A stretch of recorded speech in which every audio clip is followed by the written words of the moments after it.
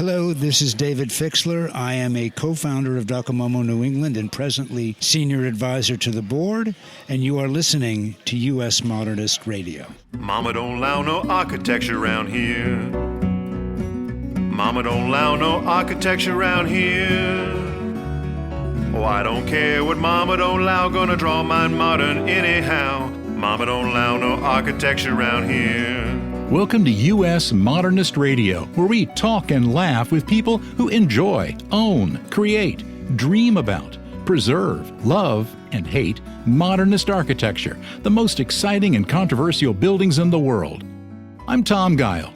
All spring and summer, we've loved bringing you interviews from Modernism Week 2025. But sadly, this is the last show of this year's series, recorded poolside at the Hotel Skylark. And today, like that old chewing gum ad, we're doubling your pleasure with three fascinating pairs of guests. Margeret and Corey Bienert talk about fun, kitschy hotels around the country. Then authors Chris Nichols and Adriene Biondo explain the mid-century phenomenon of bowling and how it's coming back. Finally, we'll hear from returning podcast guests Janet Borgerson and Jonathan Schroeder all about instructional records from the 1950s and 60s. Everything self-help, from dancing to exercise to hypnosis. And now, the mid-century hypnotist himself, your host, Mr. Modernism, George Smart. Thanks, Tom. You are feeling very sleepy. A few months ago, something interesting happened to a mid-century modernist house in our town of Raleigh, North Carolina. This house was designed by Leif Valland, who with developer Willie York brought Raleigh shopping into the 20th century with a sprawling open mall called Cameron Village. Plus, all around the development were houses, apartments, a movie theater, a grocery store, restaurants, and banks. And this was the late 40s. Fast forward to 2025, it's a quiet night in July. Valland is long gone, though his modestly modernist buildings largely remain. Overhead, a Delta flight from Atlanta cruises to a smooth landing at Raleigh-Durham Airport. The next morning, news crews and police surround the Leif Valland house because in the driveway is the wing flap from that flight, lounging casually where a car usually resides. The good news is no one on the ground was injured and the plane landed safely, but I wonder who noticed the missing flap back at the airport. Was it the captain? The passengers? The ground crew? At least the homeowner has a unique driveway ornament in the neighborhood. Does it become a modern art sculpture? Sadly, no. The FAA came and took it. U.S. Modernist Radio is underwritten by Diane Bald and the Budman family, restoring significant architecture in Toronto, Los Angeles, Malibu, and Palm Springs. Margeret and Corey Bienert have hunted down hotels across America, with everything from champagne glass-shaped hot tubs to rooms that look like giant clamshells. Together, they've amassed nearly 2 million followers on Instagram at Pretty Cool Hotel Tour, where they share their favorite theme hotels and fantasy suites. They wrote Hotel Kitsch, a pretty cool tour of America's fantasy getaways, the guide for anyone who dreams of sleeping inside a giant pineapple or a spaceship. So grab a drink, put up your Do Not Disturb sign, and join our conversation in Palm Springs with Margeret and Corey Bienert. Our ACE research team discovered that both of you have led pretty sheltered lives up to the point that you got to Judson University. So tell me, how did the magic happen at Judson? And where the hell is Judson? That is a great question. It's in Illinois. It's in a suburb of Chicago. We both ended up there through family ties. A lot of family had gone there or was going there. And it's a pretty small religious school. And we met in the library. I think the first semester I was there and hit it off in the library.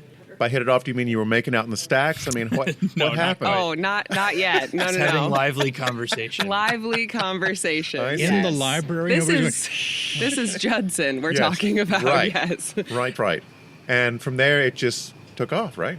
It did, yeah. We both were already photographers, so I think we hit it off because it's, again, a pretty small school. So if you find other people who are into what you're into, both in pop culture, but also in hobbies. Suddenly you hang out a lot. We were both musicians, so we just automatically connected on these different subjects and pretty quickly started working on little projects together or shooting different projects together. And we were both in photography class together.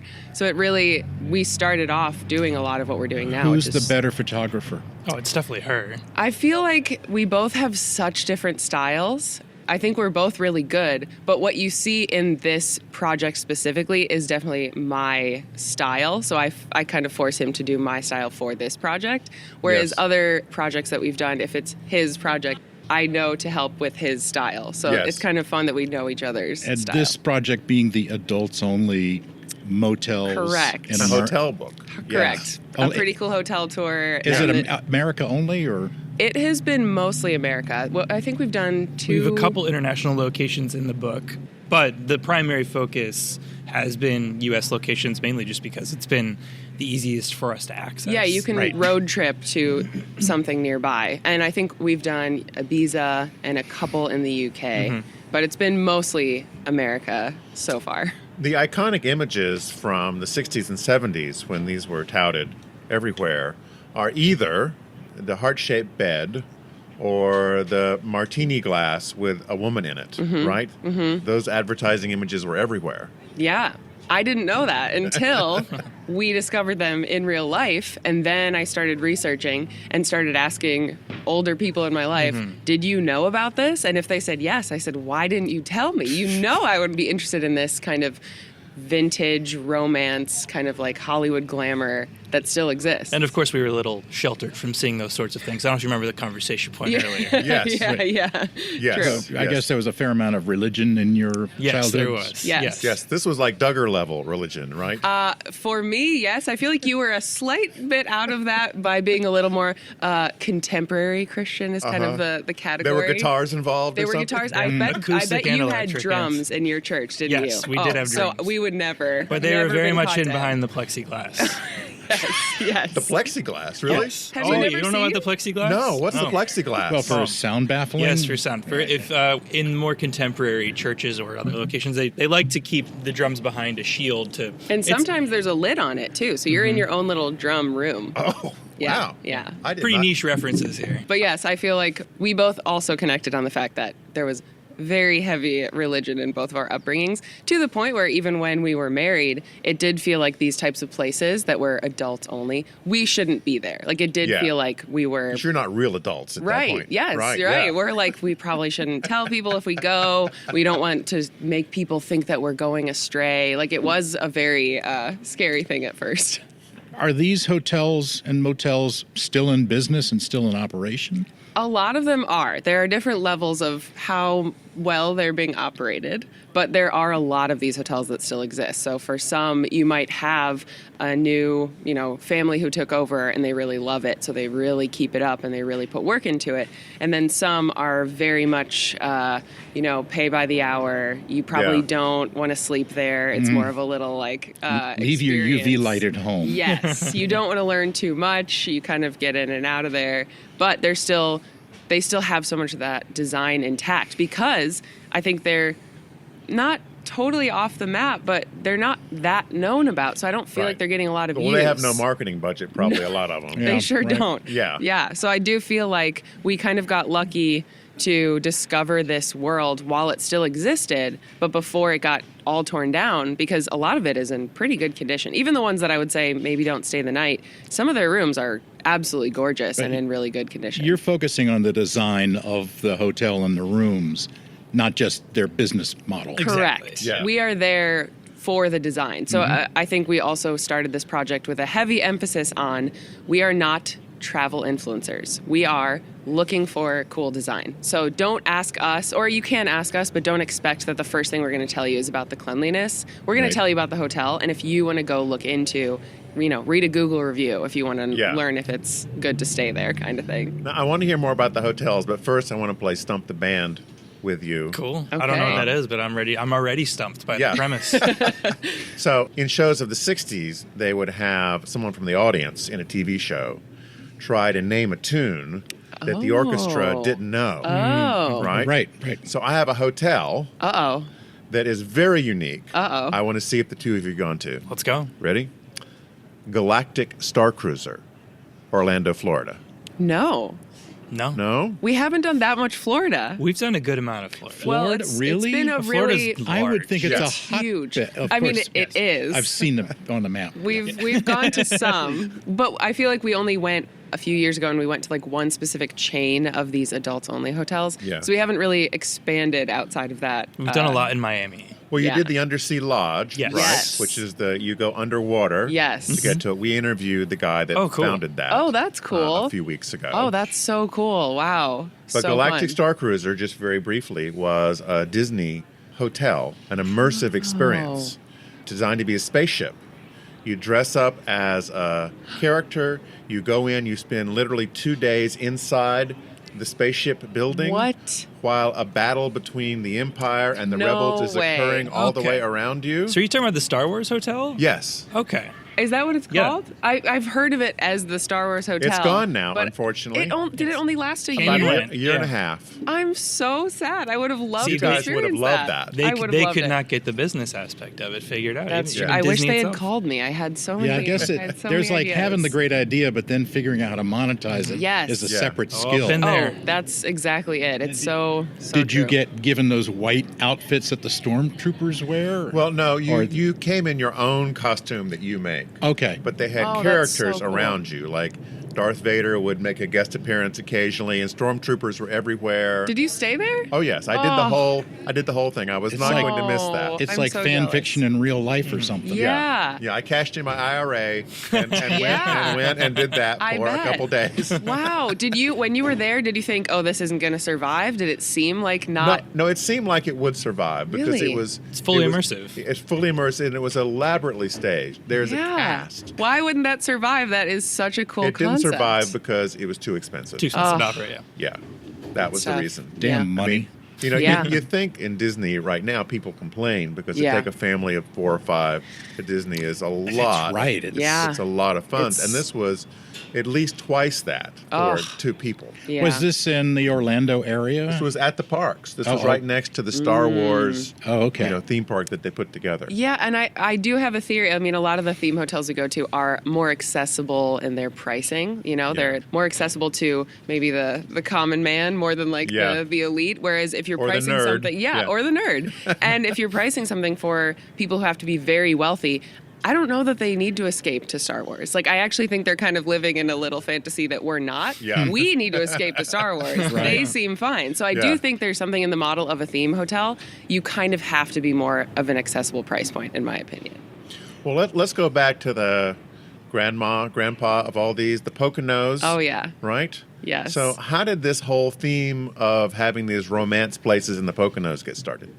I mean, back when the Cove Haven Resort opened, this was like post-war, tons of people getting married and going on honeymoons. And, you know, back then, we can relate, couples were getting married before they knew each other very well. And so they really needed these places to honeymoon with a lot of other couples who were also in the same scenarios, getting to know each other. Actually, the Poconos hotels that were honeymoon resorts used to be designed to just look like homes, like so you could kind of practice like being in a kitchen and being in a living Oh room. my God. And then the Cove Haven resorts came along and said, okay, hold on. I think people want something really sexy and new. And that's where they started the heart-shaped tubs and the mirrors on the ceiling. And then, you know, the sexual revolution comes along and Playboy and everything just gets kind of hyped up in this honeymoon era. And I just think it was a perfect mixture of all these new couples and the sexual revolution that led to this style being born in the Poconos and then sort of spreading across the country, whether or not it could last. There's a couple of great websites that explores abandoned hotels in the Poconos and the Berkshires. I assume you guys have seen those. I have. I've never been brave enough to explore an abandoned one, but I've looked Yeah. at all the blogs, all the photos. It's so wild. They're so elaborate and so fascinating. And it looks like people just left. Yeah. And the glassware's still there yeah. on the bar. And Yeah. It was very sudden. It seemed like there was a lot of bankruptcy involved and just very sudden closures. I mean, even just last year when Pocono Palace closed, one of the main honeymoon resorts that still existed, I was so grateful that they gave us a month or two, maybe, warning that they would be closing because we really wanted to go visit one last time. But the hotels out there are known to just shut overnight and like not give anyone a heads up. So, and even then, like there were people who had their weddings booked there that were posting about, what am I supposed to do? My wedding is supposed to be there in 3 months. And, That's sad. There's no way around something like that just going away. So, yeah. Were these resorts the model for more contemporary kinds of things like, the Secrets resorts in Jamaica? And did they sort of pull from that to try to create these couples experiences? I do think so. I think that, again, that honeymoon era, and I'm sure even before, there were ways to try to get couples to have comfortable or at least good experiences on their honeymoons as couples were getting to know each other, and marriage looked so much different then. So I'm sure there have always been ways to honeymoon, but I do think that the modern kind of couples resort is very much kind of based on that Poconos model. It might just not be as elaborate. There's amenities, but not quite to the level that they were doing out there. Were spas a part of the early models like they are now? Because I noticed that you go to a couple's place now, it's big time spa. I feel like there was spas, but I don't feel like it was I think today spas are like the one thing that people are like, we still have that. Yeah. Whereas now they don't have horseback riding or snowmobiling or plane rides or bowling or all the other things that were bowling. That's right. That was they big. had so many, and just rooms full of pool tables, ping pong tables, racquetball, like indoor tennis, all of those things. There was an indoor skating rink the first time we went to the Poconos at one of the resorts. So they just had so many activities that you could do together, and even archery, and But weren't they sort of ignoring the activity that most of the couples were planning to do there? I feel like the brilliant thing about the Poconos resorts and all the activities is you do need something to do. Well, that's true. Between sessions of, getting to know each other. You can only do that so much. Yeah, right. So to have, actual eat, honey. fun, fun activities. Are there other places you've been to around the country other than the Poconos that, stick in your mind? Oh, of course. Yeah, I mean, that's kind of the basis of what the project in the book has been, is finding all the locations that feel within the universe of what we're interested in. So there's a Phantom of the Opera room somewhere, right? That also just closed last year because the couple retired. And a lot of these, today, most of the hotels like this are boutiques run by one family. Yeah. Okay. So when they retire, if no one wants it or they don't want to sell it, it just, again, it it's shuts not likely down. to be a Marriott. No, exactly. That was just a bed and breakfast. But it was incredible. There was even a mirror that was a two-way mirror. So if the lights were off, you couldn't tell that if you turned the light on behind the mirror, you saw the Phantom standing there looking at you. It was very immersive. Was there a chandelier that fell on the bed or something? There was like a chandelier, but it did not fall. Oh, okay. But Damn. the tub, which I was kind of encouraged by. I don't know if that worked. Right. The tub was made to look like it was kind of in that moat that they float through underground. Like everything was very, very decorated and very cool. But yeah, I think, was that Idaho? Mm-hmm. So there are different pockets of the country that have very themed adults-only getaways, and I do think that they're in religious places because, again, they're looking for honeymoon spots for young couples. Yeah. So if you look through the guest book in these Idaho hotels, it's my wedding night, our wedding night. Right, a lot of where that. marriage is de rigueur, and then, off you go. Yeah. So Utah must have some kick-ass places. Oh, you have no idea. Utah is next level when it comes to Tell me themes. about Utah. There's a chain of hotels now. I think there's 3 locations of the Anniversary Inn in Utah, in Salt Lake City and Logan, Utah. Yeah, maybe one other too. And also in Boise, Idaho. Mm-hmm. But they've got some of the most elaborate theme rooms there are there. There's a dragon shower, elephant a massive shower. Twice as tall as me, at least, dragon holding a faucet in its mouth. So when you turn it on, you're showering under a dragon. Okay. There's an elephant shower. You can shower under an elephant in a jungle room. You can sleep in a Venetian boat. If you want to go to Venice. A gondola? Yes, a gondola. Thank you. If you can't and does afford it come with a gondolier? You have to bring your own. Okay. So. Are you reading a dictionary in your lap right now that I'm not seeing? The words coming out of you, quite impressive. Very, very impressive. That's Tom. Highly educated. College dropout. Same. Well, yeah, I do think Utah and Idaho have been some of the bigger themed suites. And then there's the Madonna Inn. Of course. In California. Of course. The Madonna Inn opened the same year as Cove Haven, so the Poconos, a very kind of sexy getaway on the other side of the country. And Madonna Inn was very inspired by Disney and fantasy and like a very different type of escape. But my favorite type of hotel is one that kind of draws from both the Madonna Inn and the Poconos because there's this like dollhouse, fantasy, colors and kitschiness, but also like the mirrors and the glamour. Like I love both of them. But the Madonna Inn is still in such good shape, at least from, we've been a few times now. It's very pink, isn't it? It's very pink, covered in florals. As well. So that's all back in thanks to that movie. It's that movie. It's kind of a miracle that they stayed true to their style through the era, that it didn't seem like anyone cared anymore. Well, it's or wasn't cyclical. cool. Just like fashion. If you wear the same thing for 20 years, eventually comes back. Yes, that's right. Right, but most people don't wait that long. Yeah. A lot of hotels renovate, and a lot of hotels renovate right before it gets cool again. So we'll go to hotels and say, please don't renovate. Wait 5 more years. I promise this is what people want. But, what do we know? We don't run a hotel. Yeah, you just wrote a book about it. Right, exactly. Don't listen to us. Now, you've been underwater at the Undersea Lodge in Florida. I'm wondering, have you been either underground or up in a tree in one of the treehouse hotels? Great question. I feel like, so we tried to book the Grand Canyon Hotel. That's like the deepest cave hotel in the world. But at the time, they said their elevators were having issues, and so I got too scared. And Sounds I was risky, like, I don't know that under the Grand Canyon? It's not under the Grand Canyon, but it's right by the Grand Canyon. They have a cave hotel that's like the deepest. Because there's some little inn at the bottom of the Grand Canyon, but it doesn't seem like that's No, this one is like spot. You take an elevator or like something down underground. Okay. And it looks cool, but I mean, even just being underwater for the night was pretty scary. Yeah. Even though it was fun, it was like I couldn't really either sleep. of you claustrophobic?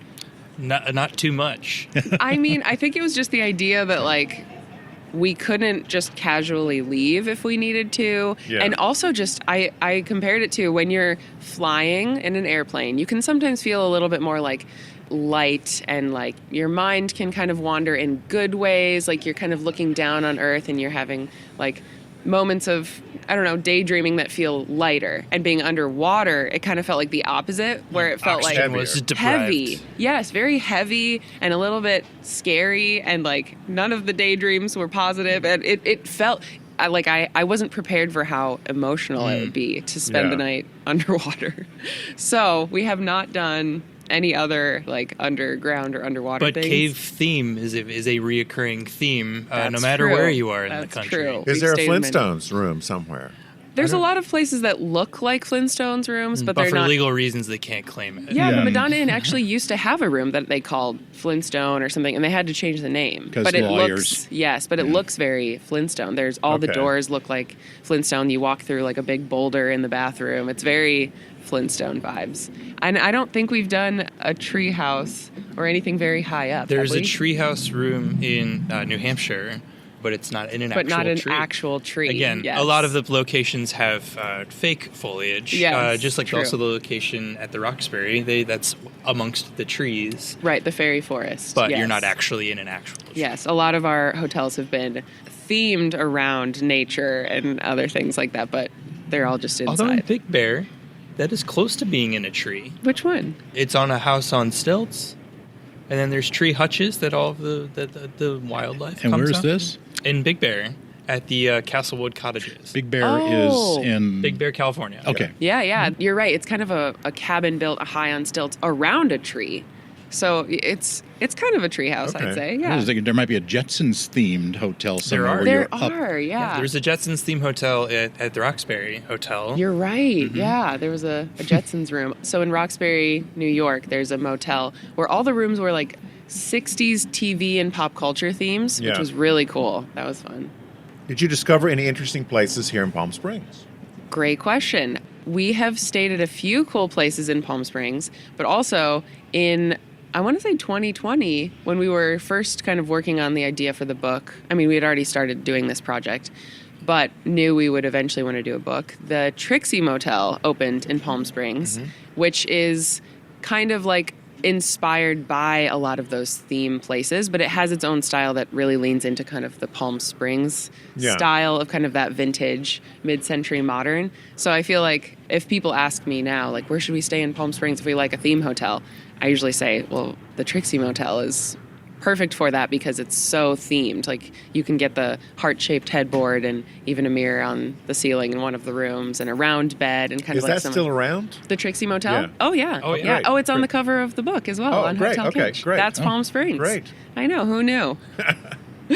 And have you all experienced the Shag House yet? Not yet. I hope we get to it. Yes. I've seen the videos. That'll blow you away. Yeah. It's very cool. There's so much we still need to see. So I'm hoping to check a lot of those boxes this weekend. And then also I just remembered too, we've been to is it House of Tomorrow? The kind of Elvis honeymoon place. We went there maybe 8 or 9 years ago. Or so, yeah. And this was before we were doing this project.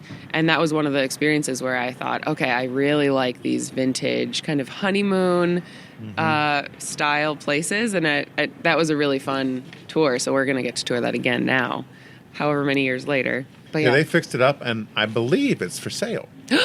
Uh-oh. In case you want to pick it up while you're in town. In case anyone wants to Yeah. sponsor us or whatever Yeah. you call it. Mild shopping. Yeah. I think you just need 10 million or something. Okay, if anyone's Yeah. listening who wants to back Yeah. that, Back we're it up. ready. Yeah, All right. we'll take it. Well, thanks so much for joining us. This has been fun. Yeah, of thank course. you Thanks for for having having us. This was great. We were talking with Margaret and Corey Bienert. Back in the day, bowling alleys were community hubs and the ultimate backdrop for America's post-World War II good times. Chris Nichols and Adriene Biondo miss those days, and they've teamed up to create Bowlorama, the architecture of mid-century bowling. It captures America's love affair with the 10-pin alleys. Nichols is the senior editor at Los Angeles Magazine and the brain behind the popular Ask Chris column, solving mysteries of LA history one question at a time. Biondo is a passionate preservationist and historian, a co-author of several books, and she's a specialist in neon signs. Here's George's conversation with Chris Nichols and Adriene Biondo. Chris, before we talk about bowling, tell me about the Spooks Tour. Well, it's a Halloween time tour that I do for my friends who were always asking, what's the cool thing to see at Halloween? And it turned into an expedition out to labs and studios, real life scary stuff, movie stuff, monsters. We've been to a monster collection. We've been to an autopsy studio. We've been to a casket factory, and it's all things within sort of the realms of Halloween. Like fantasy and candy and the death industry. Something I've been doing for a long time, and it sells out really quickly, and it fills up with mostly friends and word of mouth. But it's all places you can't get into normally, and that are kind of secret. Well, what is an autopsy studio? I've never heard of that. Well, if you don't believe an official autopsy, you can hire this guy who has his own private autopsy studio, and he has an identical room adjacent he uses as a filming location. Oh. So get this. The same guy has a real autopsy place. He has a replica one for the movies. He has a business refurbishing caskets as furniture, and he runs 1-800-TAMALES. Huh. I just don't know what to say. I'm speechless. That's Los Angeles, right? 1-800-TAMALES, right? 1-800-AUTOPSY is one business, and 1-800-TAMALES is his other business. I hope they're not related. Does he deliver them in a hearse? I don't know, but we did once have a lady who sold desserts out of a hearse. I think it was called Desserts to Die For. Yeah. And she drove this 60s Cadillac hearse around and sold these delicious cakes and pastries out of the back of it. One of the first movies I saw growing up was Harold and Maude, where the guy in that turns, I think, a Jaguar into a hearse. Mm-hmm. I saw that on 16 millimeter last week. Oh, you did? Yeah, and I couldn't believe the ending of that poor car. Yeah, that was sad. Yeah. That's a great film, though. Your new book is Bowlorama. Adriene, tell me what it's about. What are you trying to capture in it? Oh, I think what we're trying to capture is the move from bowling being regarded as something kitschy, the bowling architecture, rather, is regarded as something kitschy, and elevating the architecture to where it belongs. It's so many different things. It's elegant architecture, it's gracious architecture, it's googie architecture, it's fantasy. It's an architecture that really needs to be studied more and held in high regard. When did bowling alleys hit their zenith in American culture? I'd say in the 50s and 60s, and that's the era that we focus on. Yeah. There's this incredible arms race between about 1956 and 1962 where all the bowling center operators are trying to outdo each other and build bigger and more lavish and more extravagant centers, both in the number of lanes, in the number of amenities. You know, now we're going to have a Las Vegas showroom. Now we're going to have a fine dining restaurant. Now we're going to have a beauty parlor and children's playroom. And they just kept adding and adding and adding to these things to the point where it got really out of control. There's one near Philadelphia that had something like 115 lanes. Wow. And a very elaborate tiki bar and a Hofbrau and like a gigantic waterfall inside. And like they were like these dinosaurs that just got so big and lumbering that they couldn't support their own weight after a while. And the whole industry kind of collapsed in 1962. How many of these have survived? Did they get destroyed or did they get turned into something else? I've got a big spreadsheet of over 1,000 that were built in that period in California, and far less than 10% of that list are intact in any way. Adriene worked to save one that's now a Ross Dress for Less. We both worked on one, the Covina Bowl, that's now the Covina Bowl condos. So there are preservation solutions, but they don't usually involve the game of bowling. I've noticed that if you look back in the history of television, bowling was televised a lot. They had shows and championships, and it was considered a sport like football. Most definitely, and there were a lot of people that would play it professionally. Like we have an athlete in the book who was sponsored by Firestone, who went around the country, you know, being paid by Firestone to make appearances at these places. And they were athletes. It was a huge, successful TV category for a long time. And the number of hours, I don't know if you remember the number of hours we have in the book, but how many hours a week, how it saturated television. Milton Berle was the host of Jackpot Bowling. Jackpot Bowling, bowling for dollars. Really, there was a bowling show? There were many bowling shows. But like not just straight bowling. If Milton Berle was on it, what was the format? Little bit of shtick up front, a celebrity guest. And then in the 70s, there was that amazing celebrity bowling. You've seen that one? Yes, that was like great. Don Adams versus the Brady Kids. Exactly. You know? Really? I missed that completely. Yeah, that's a great YouTube rabbit hole to go down. Yeah. It's Debbie Reynolds and, Shecky Green facing off against each other. Yeah, those are awesome. How did I miss that? Oh, my gosh. You can relive it again now. That's great. I remember, like, Circus of the Stars. But with bowling balls. But with bowling balls. Yes. Okay. Now, was the bowling industry in the 50s, was it chains competing against each other or more mom and pops trying to outdo each other in each city? The equipment was chains. Right. But the operators were mom and pops. Okay. So Brunswick and AMF were the two big equipment operators, but then each center would have a family behind it. But yeah, I mean, tell them about those Brunswick and AMF machines and all that stuff they invented. Well, before there were pin setters, there were kids off the street that really were like alley kids, very young, not of working age really, but they were behind the scenes hand setting the pins and returning the balls back to the bowlers. Yeah. But then after World War II, the race was on for automating bowling. So then AMC and Brunswick came up with automatic pin setters. In 1946, they introduced the automatic pin setter, which completely revolutionized the game because you didn't need to have an underage child or a drunk hobo in the back setting up these pins and catcalling women and being obnoxious and awful. They were catcalling women from all the way down there? Yeah, behind? there's stories about them stuffing notes in the thumb hole of the ball and chastising people for going too fast or too slow. And one operator told me that, oh yeah, Dad kept a cot in the back with a fifth on it. And so that's how he would attract labor. And so that's not something that I think you could build on, that you can kind of get bigger and bigger. Not a scalable operation. Not a scalable operation. No. So you have 5 or 6 lanes. But once you have a robot doing it, you can have 50 lanes. And you can have families, you can have ladies. And you're open all night. You don't have any labor shortage. And that completely revolutionized it. That and the arms race to build the bigger and better centers, and then these architects trying to talk the owners into all the amenities. Like at Covina Bowl, which is the one we both worked to save, they were the first to have the big Las Vegas-style showroom.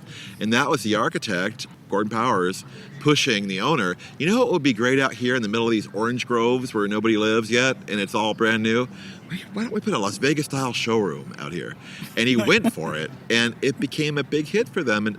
And so many of them had those amenities. And there were so many stars that performed in these rooms and in the lounges, and they had these fine dining restaurants with celebrity chefs. And the whole point of the book, I think, is to express this impossible-to-believe brief era of extreme entertainment and extreme leisure architecture. And we all know it in our lifetimes as the deterioration of it. It's hard to find adults from the 1950s that can remember these places new. But I mean, for the last 60 years, they've been going downhill. And the ones that remained were ragged and beat up. So the point was to show them in their perfect glory, brand new, sparkling, and beautiful.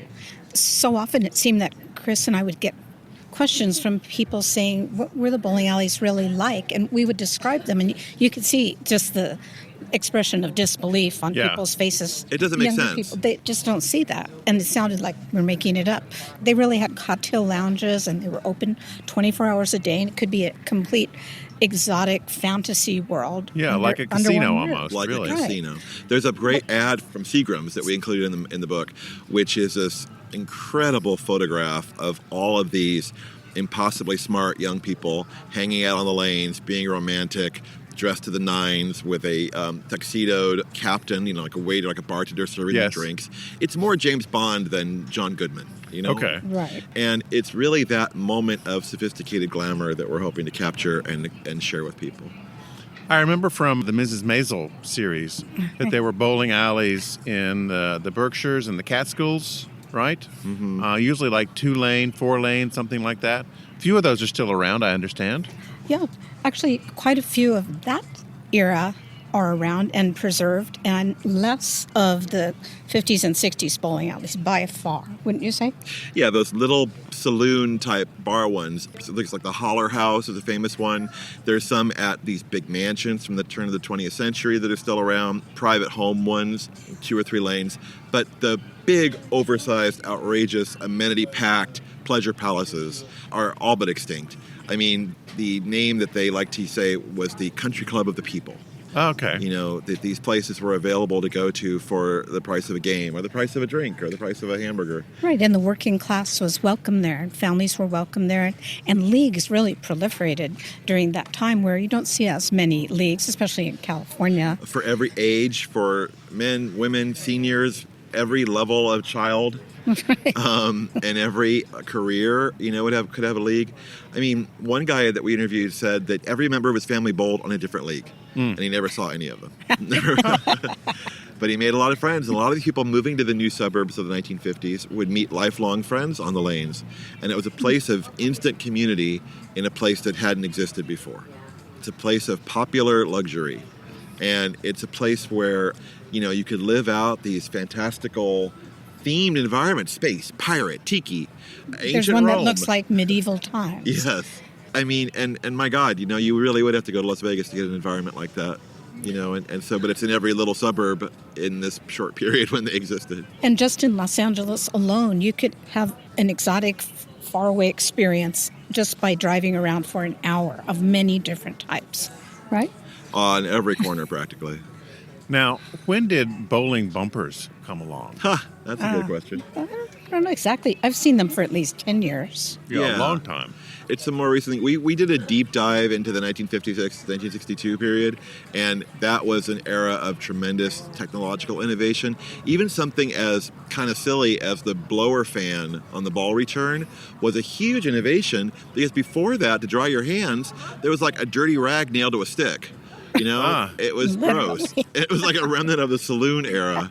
So, I mean, going like day to night from the pre-World War II to the post-World War II, like with the outrageous advances that they made seemingly overnight, at these places, completely changed their physical form and changed the way they were used and changed the way people viewed them and changed the communities they were in. Absolutely. I remember that when I went to a bowling alley for the first time, it was just sort of a rough plastic table, and they gave me a piece of paper and a pencil and said, this is how you're going to score. And then not too long after that, there was some sort of rudimentary screen that would flash the score up so everyone could see it in front of you. And then later the computers came along. There were a lot of attempts to computerize scoring, but you had to practically be a programmer, and you had to use like a big IBM UNIVAC card system to make it work, and that was not popular until much later when it got easier. I think that the kinetic motion of all the hands writing with grease pencils projected above the lanes added to the frenetic excitement of a bowling alley interior. You remember all the people with the writing scores and moving, like animation. I think it was much more social, too, like to my memory, because our family, we drove from town to town on vacations. My dad looking for the most fabulous Googie sign, the most spectacular bowling alley, because he knew that under one roof we would find 24 hours of fun, dining, dancing. Some had supervised children's playrooms that had a registered nurse at Covina Bowl to watch the kids. Wow. So...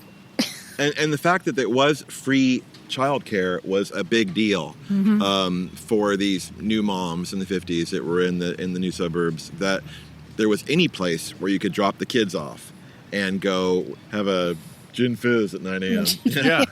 Those places, they were there for these young families that were populating all the new homes.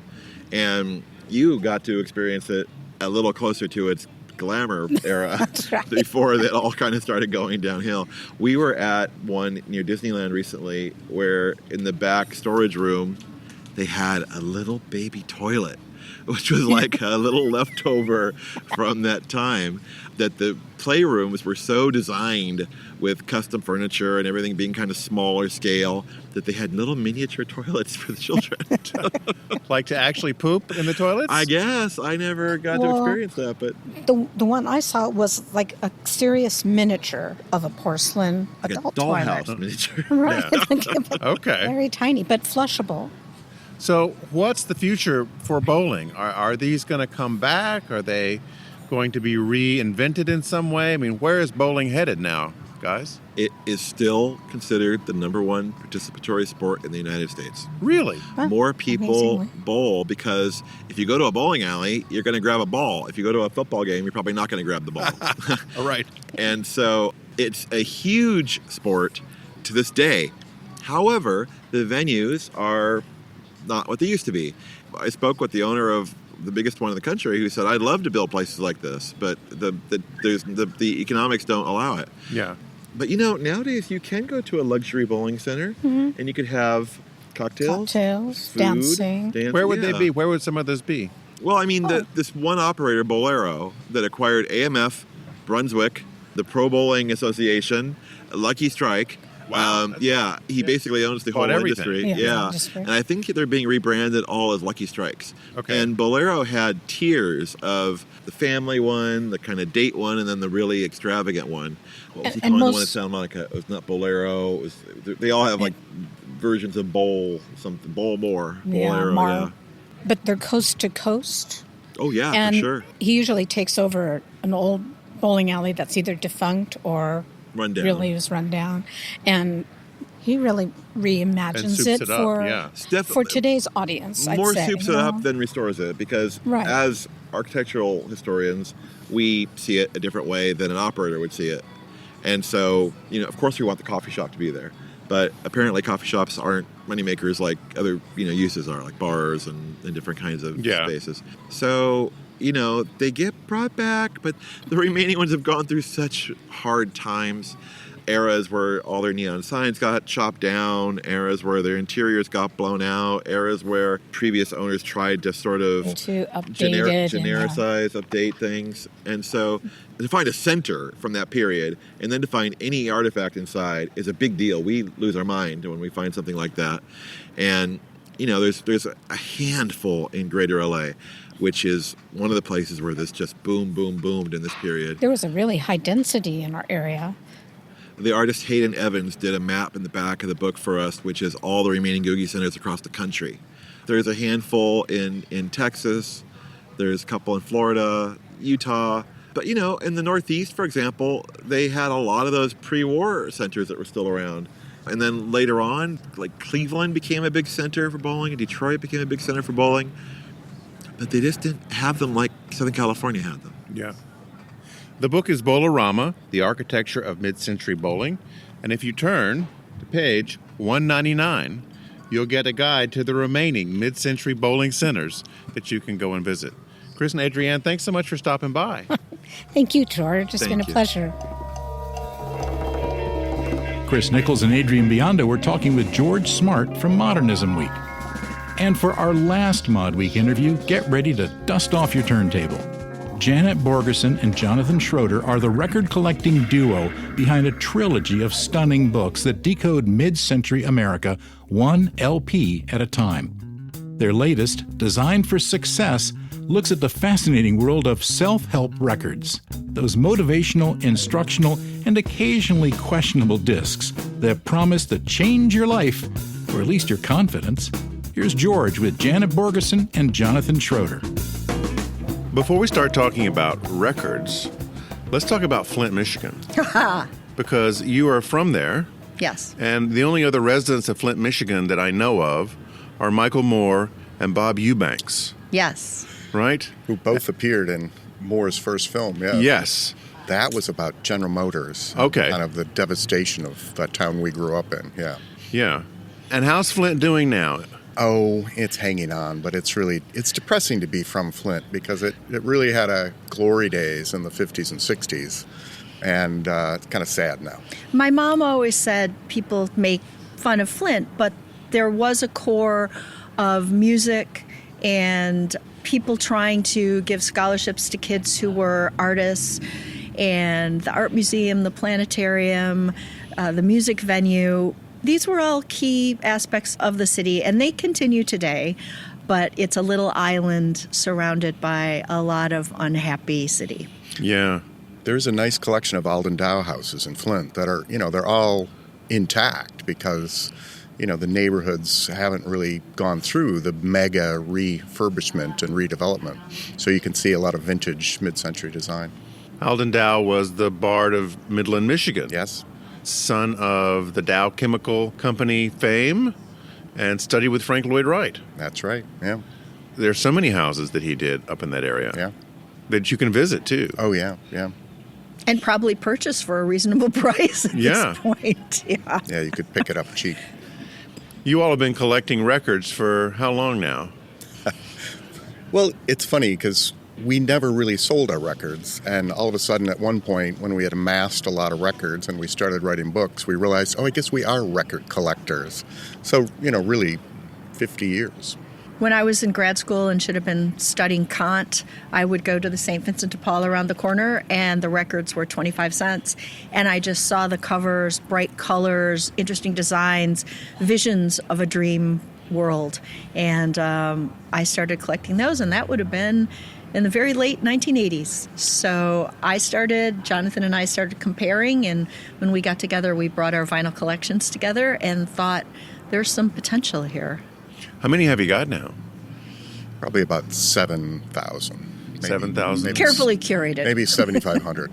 Okay. And another 10,000 in a warehouse someplace? No, thank Uncarefully God. curated? Thank God we don't have any warehouse. No, we don't have self-storage. They're all out. Okay. Yeah. And what's your favorite device to play them on? I would say lately we have a nice Sony Bluetooth turntable, and it's a real simple kind of retro design, and we just Bluetooth it. So Janet spends a lot of time with her 94-year-old father, and we just Bluetooth the records and play Glenn Miller, and he just perks right up. It's super easy. I can put the vinyl record on the turntable, and I can tell the caregivers, because my dad can't remember very well, just keep pushing start when the record ends, and you'll play a little Brubeck, Desmond, Duke Ellington, and my dad listens to that, and it comes right through the Bluetooth speaker. Now, that's not our favorite way to listen to the music that we put on. Yeah. We have lots of speakers and a number of different turntables that Jonathan's been acquiring. So we're partial to Bang & Olufsen turntables, vintage Bang & Olufsen from the 80s. They're just gorgeous. And we have some nice clip speakers. So when we settle in to really listen to some fun music, we do have our own system. Now, are you into the things with the tubes, the special tube gear? No, I wouldn't say we're really audiophile, but I would say over the years we've tried out a lot of different things, good cables, expensive connectors, and it is interesting because each time we spend a little money, we feel like the system sounds a little better. We'll say, that sounds like the drum set is in this room. Oh. That saxophone sounds like it's playing just into the kitchen. And that's kind of exciting when you hear that sound, hear it so clear. This new book is called Design for Success, Better Living and Self-Improvement with Mid-Century Instructional Records. I remember these records growing up. My mom had a bunch of these. She was a radio personality. Oh, wow. They would even play some of these on commercial stations. Yes. Usually little clips of them. Yep. And of course, this was associated at the time with lots of self-improvement ads that would take place even down to the level of comic books.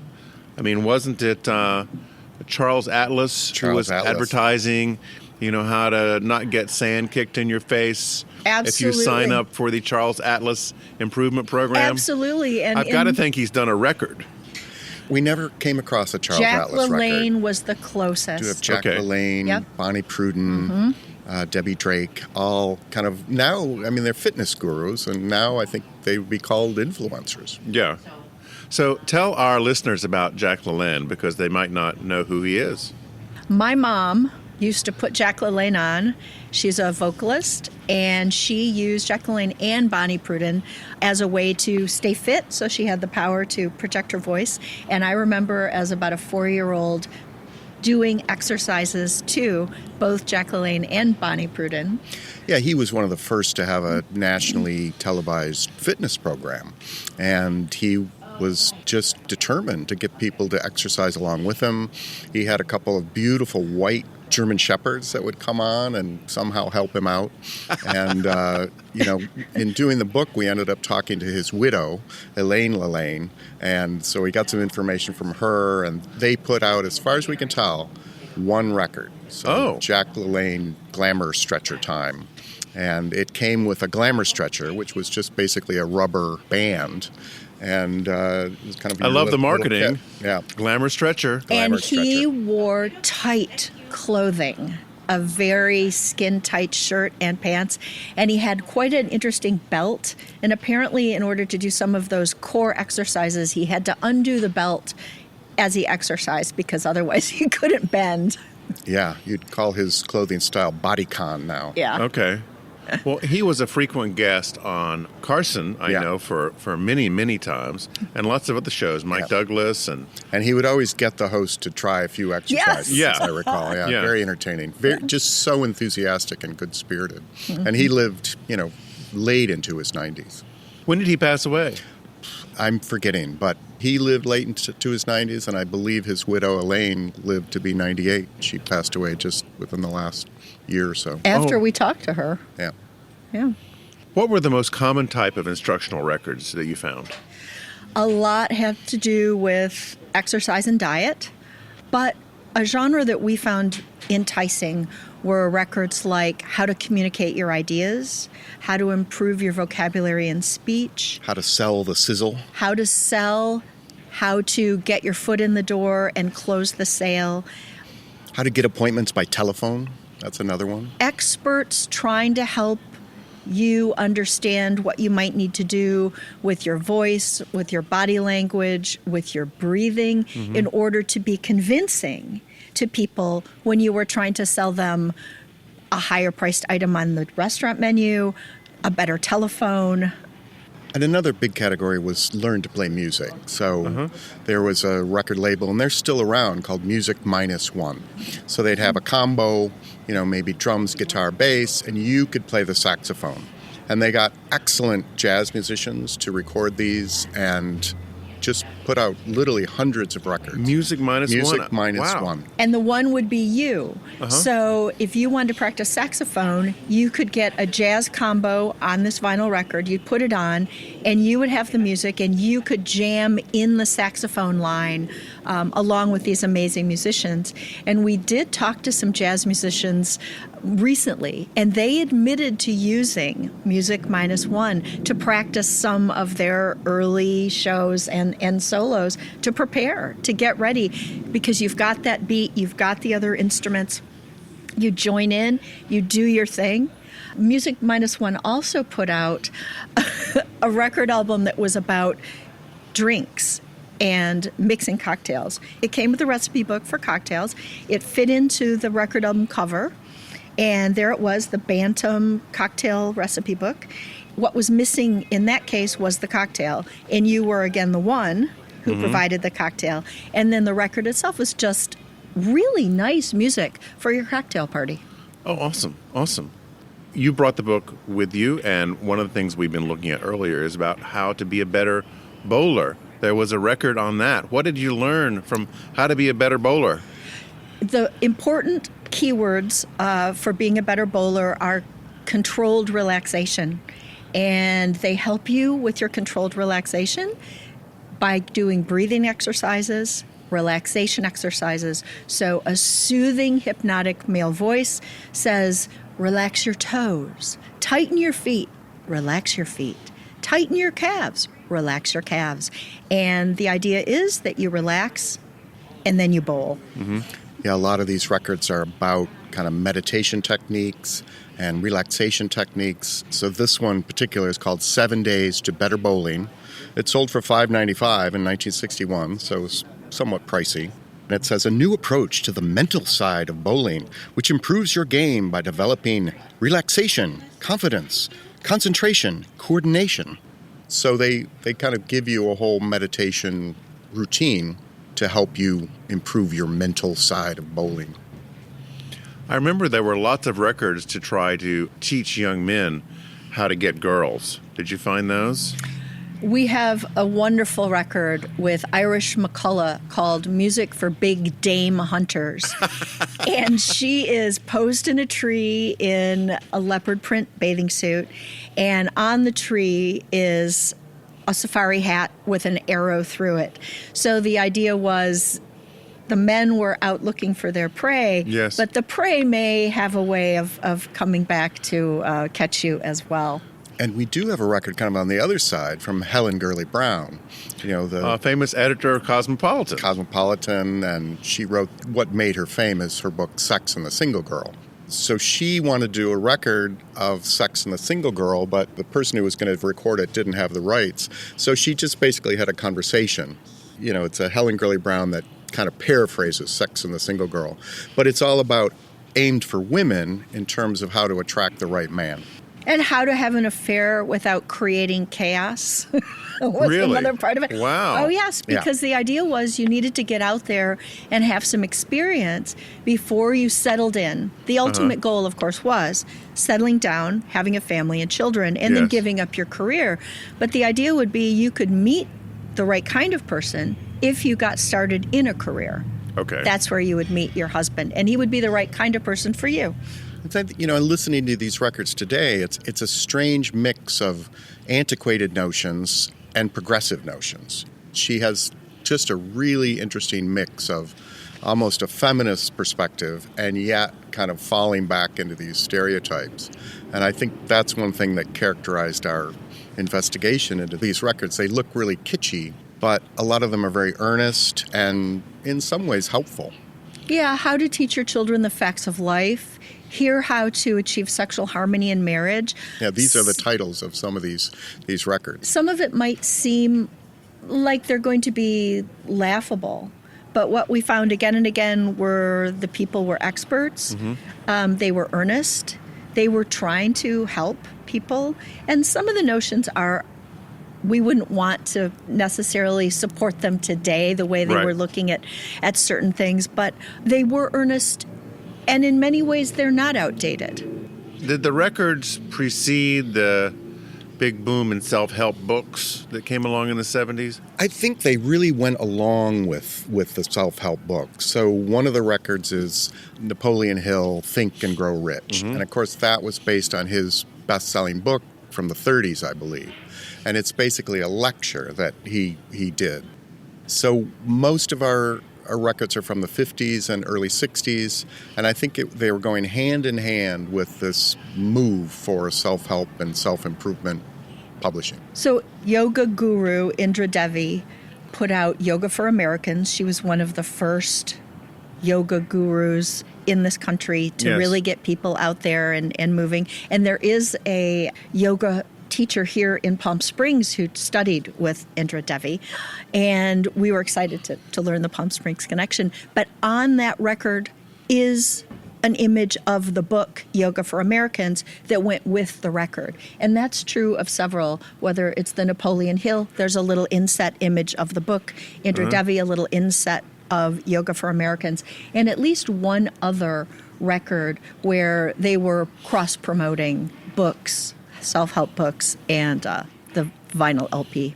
Now, when did it shift from experts talking about something to celebrities thinking they were experts talking about something? Both. They're both hand in hand. They really are, I you think know. that's one thing they really began to think about is what constituted an expert in Yeah. this era, and how did you get to be an expert? And so the liner notes of the records would really kind of buttress this notion that who was ever on the records truly is an expert, you know, whether they had a degree or whether they were on a television show or they'd written books.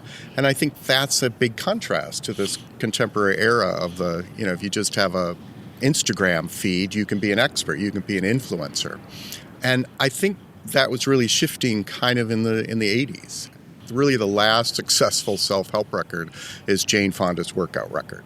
Oh. 1980. 1980, wow. And so, you know, obviously she was good at working out, but what sold her record was her celebrity. Yeah.